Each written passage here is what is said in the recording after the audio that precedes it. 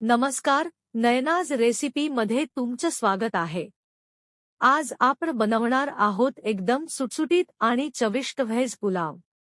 चला तर मग सुरुवात करूया।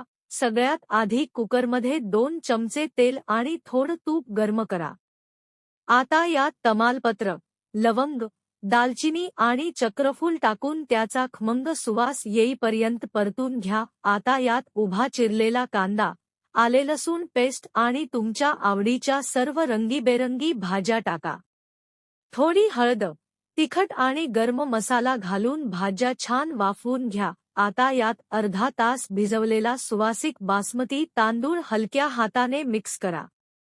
2 कप तांदळाला 3.5 कप गरम पाणी आणि चवीनुसार मीठ टाका। कुकरच्या फक्त 2 शिट्ट्या करा आणि पहा, आपला गरमागरम व्हेज पुलाव तयार आहे। कोथिंबीरने सजवून रायत्यासोबत एन्जॉय करा। रेसिपी आवडली असेल तर लाईक आणि सबस्क्राईब नक्की करा।